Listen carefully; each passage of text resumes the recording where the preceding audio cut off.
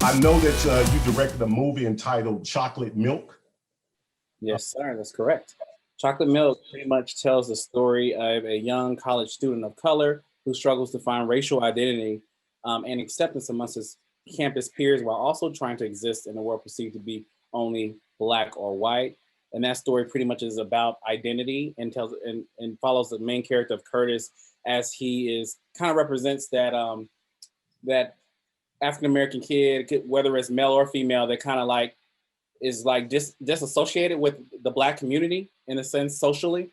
And so I want to tell a story because I've always seen and known that type of black person. I've never been, and I've been pretty fortunate to be social with any group, but I've always noticed that other, which is called the other black boy or girl that kind of is ousted from other black people. So I want to tell a narrative of how they feel ousted from both groups at times and how like, racial situations that and cultural things that are different from maybe a group that they're hanging with that they don't understand and how they're trying to bridge that gap in this story. And it follows the character trying to figure out who he is throughout this narrative and then comes to terms with trying to blend both worlds in the end. Chocolate milk. I found it interesting because, the milk represents being, white in a sense, and then chocolate. So that version of he is like a white, like an Oreo, like, that term, he is, a mixture of both. So what happens is it's usually divided up on like script pages, okay? So depending on how long the script is how many days that you put into making your film. So with Chocolate Milk, that was fairly simple. That script was probably like 5 pages. So I only really, I think I shot that between 2 weekends. So that was probably maybe a 6-day shoot at most. And that's how we did that. So we shot mostly probably a lot of it in between, some during the day, some at night, wherever it made more sense, and try to get isolated times of the day where there wasn't a lot. Because I shot this on my college campus. So I tried to make sure there wasn't a lot of too much traffic, getting involved, because some people don't understand film. They'll walk right in your shot. We actually had that happen. A young lady walked in our shot and really, was very rude about it. And we had to, make sure people were respectful in the area when we had, more people as extras, in the frames and not. But yeah, it just varies. With Man Down, my latest project, that was a 24-page script. So, we really pushed that, and I still made it a 6-day shoot out of that. But it was very tight because I probably need a little bit more days, like maybe like 7 or 8, just so it was more pages. But yeah, just varies on the type of script, what you're doing, and making your days at the end of the day. With my journey, it's very interesting because I always wanted to be in the arts since a kid. At the age of 4, my mom, I was raised in, a single parent home, and she put me in the arts. That was my niche as a kid. I always wanted to be a performer. I was an actor. I was a singer, so dancer, and I really wanted to be kind of like, an R&B singer, like performer, going all out. And at the end of my journey in high school, she really pushed me to get an education and to go to college and try that out before I, did my own thing. And so I went to Northern Kentucky University in Highland Heights, Kentucky, and that is where I actually discovered that I had a love for film. Initially, I went there for law. I was pursuing law, and I ended up getting my degree in pre-law with a minor in dance, which is funny because one of my mentors used to call me a dancing lawyer. It's so funny. But yeah, so I was in the arts in undergrad, and I actually ended up working for media services department on campus, which actually worked. They did like live television broadcasting at the time. They had their own like small studio space. So I was trained on basic, editing, duplication, camera skills, lighting skills, but it was just for, their shows and different things like that. But then I got to put my creative hat on, and I started to realize that, I could utilize where I worked at to kind of build something grander. I also wrote short stories in middle school, and I was able to kind of put my writing skills to the test and have this melting pot where I used film as a lens to give vision to things that was in my head or in my imagination. You know, it was so amazing. So once I got a taste of that, I kind of ran with it. And me and one of my coworkers and good friends at the time, we came together and we created our own like content company, you know, company at that time in undergrad when we didn't even know. Like YouTube now is like booming. There's all kind of content everywhere. But we were kind of doing this and 2007 through 2009, right before anything was really, you know, known on YouTube. So we were already doing that and making like music video projects and different stuff like that. But I got to the point where my mentor, who's also one of my bosses, told me when I try to make a film. And at first I was like, you know, I don't think I can make a film. I've never made a movie before. I've never written a script, but you know, I kind of put those skills, like you said, you know, in school you have to learn write English. I put all that stuff together and of course got advice from different peers who also had made scripts before. And I ended up creating my first full-length feature film called Slasher. And with that, you know, that was my graduating project of undergrad and actually took me to LA from that project. I got in film festivals from that and had a screening different places in the near areas in Kentucky and then actually in LA once I actually went there in 2016. So from there, I went to film school and I just graduated last May from film school. I have my master's in film production. So my journey has really took me from, you know, trying to pursue law, which I pursued it to a certain extent. I didn't become a lawyer, but, you know, I said, you know, I'm still young. I was 19 when I started my first journey. So some people think, okay, they look at me now, they're like, oh, you know, they think this is overnight. No, I've been doing this since 2007 and now it's 2021. So I've had time to kind of incubate and nurture my talent and grow along the way from smaller projects to doing a feature and then going to film school and having the opportunity to collaborate with other creatives and work on, you know, shorts of different length and music video projects as well. I just finished two last year. And so I have a lot of content that I've acquired over time. And then now that a lot of my content has been out through the years and now it's all coming together for me, it looks amazing. And I'm able to promote, you know, my independent company now and bring in clientele and collaborate with more creators from that. So I think it's all a blessing. I think this is the journey that, you know, God laid out for me. So I'm just really grateful for all of that.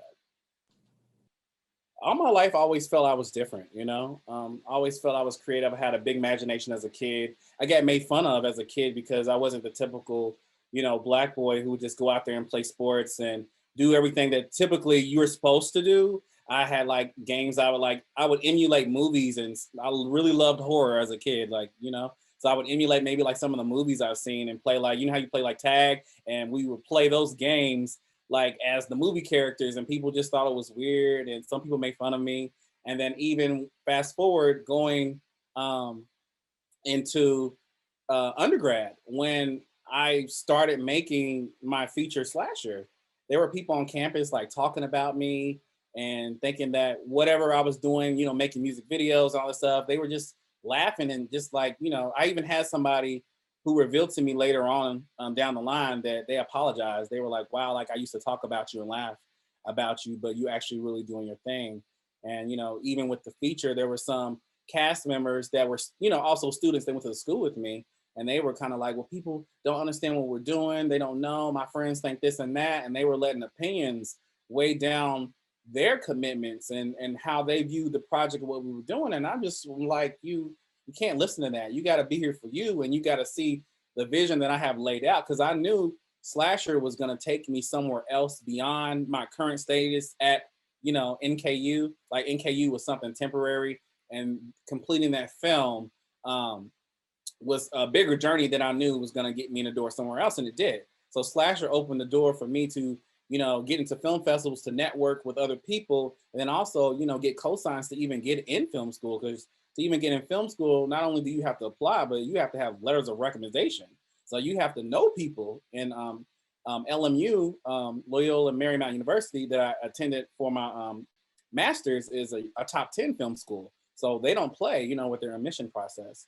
So, you know, all of this building tough skin during my journey in undergrad really worked out for me in the end, because when I did my last project, Man Down, which is also my thesis project that I graduated with, um, showed me how to deal with people, how to deal with time crunches, how to deal with different personalities on a set, or just dealing with people being difficult and not understanding what we have in front of us, not understanding the goal ahead of us and what's at the end of the finish line, you know? And then once they see the finished product, they're like, oh, wow, you knew what you were talking about, you know, and you didn't let people deter you from that.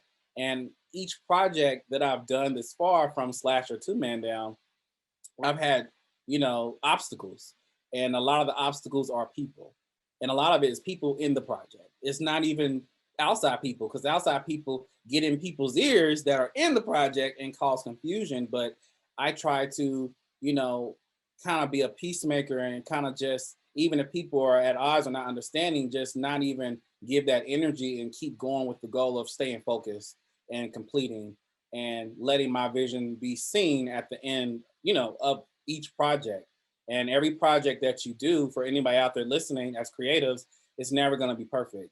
No project I've ever done has been ever perfect. There's stuff you plan for, there's stuff that you can't plan for. And, you know, that stuff, you got to be quick on your feet. You got to have, you know, give a minute, you know, let some people, you know, let you think, and then, you know, figure it out. You can't spend too much time, you know, down and just like, oh, what am I going to do? You just got to figure it out and keep going, because you have all these people looking at you. You're a leader. And I had to become a stronger leader. I felt my journey has made me a stronger leader in the end of it today. And even where I'm at now is great, but I have so much more to do. I still have growing to do. We're all going to continue to be growing until we're not on this planet anymore, you know? So I feel my journey has been amazing thus far, but you know, you got to have drive, you got to have perseverance, and you got to have determination to make your dreams a reality. For that, the really the deal between All Lives Matter and Black Lives Matter, I feel like a lot of my cast members may not understand the severity at that time, because we filmed Chocolate Milk in 2016. So that was the year Trump got elected. That was crazy. And we actually were shooting on the night of his election results. And so, like, I remember a riot broke out on campus, and people were marching and stuff. And then some of my cast members, they wanted to go join it, and I was just like, we can't do that. You have to be professional. Then also, you got to remember, you know, you're on a predominantly white campus and you're of color, so you can't be doing what everybody else is doing, because they're gonna get you. So just let them do what they do, and you worried about you, and let's be professional, get this done. But just the racial tension of that project is something that sometimes not everybody, as an actor or anybody in the project, is fully aware of what we're doing in that moment, in that space. So it's very careful that we kind of nurture that experience. Even I know in the film, there's a part where one boy in a hoodie gets picked on at the end, and that's kind of like an homage to like a Trayvon Martin-esque type situation. And you know, there was a lot of intense moments in that film that were just taken seriously. They were crafted. So you know, it's just about being aware of your surroundings and aware of the moments in that. I will talk about another film, Beauty Mark.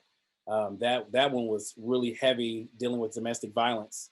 And I know my two leads, they had to be apart from each other a lot of the times to get through the scene. So, you know, they would acknowledge, like, I'm not going to talk to you today so I can be in character for this abusive scene I'm about to do with you. And it was so intense, and there was so much energy on that set, you know, in those moments. I remember one time a picture fell off the wall in one of the takes, and it was just so much like energy going on. And even after those moments where we would cut, I would go to, you know, each of them and ask them if they were okay, you know, because they just gave this performance that was really intense that we needed to see, you know. So I had to also keep the actors in mind to not over push them in a sense where I exhaust them or I make them lose, you know, a part of their psyche temporarily in that moment. So we were just doing things with care and being careful, but also pushing them to give the most authentic performances they can give to enhance the story that's already been written.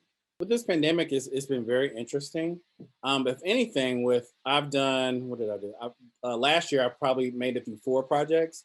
2 right before the pandemic at the top of the year. So I was finishing Man Down, and then I did a music video hybrid short with another artist local in LA. But right after that, you know, LA got shut down. I think that was like the second week of March is when everything started really unfolding. So I know in the summertime, I did another project, which is like a music video short. And that was my first experience dealing in post COVID set.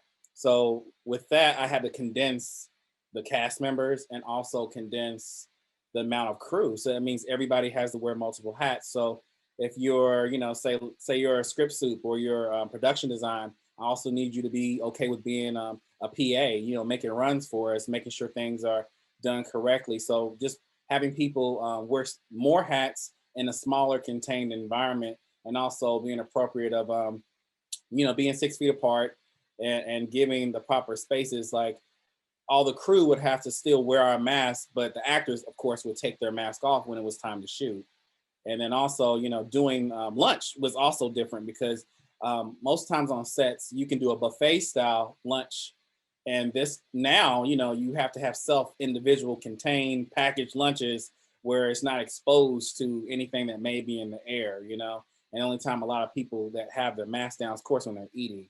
So that whole experience of just doing sets different. And also now you have to have a COVID officer, you know, on your set to just check temperatures, to also make sure no one's feeling ill. And if anyone, you know, cast or crew says they feel ill, you need to come forward to be honest. So, you know, we have to send you home. It's nothing hard feelings, but the protection and safety of everybody is always important on any set, especially now with this pandemic. And I know it's just been difficult for people to probably do bigger projects, especially if it's independent, because independent is more funding coming from you know, more bigger budget stuff funded by studios. They can prep renting out hotels and quarantine people for 2 weeks or whatever before they start filming. But when you're an indie filmmaker, you have to take extra precautions to be careful, because there's a lot of different loopholes with everyone is not, you know, making sure they have the best interest of you because you're smaller in your business. So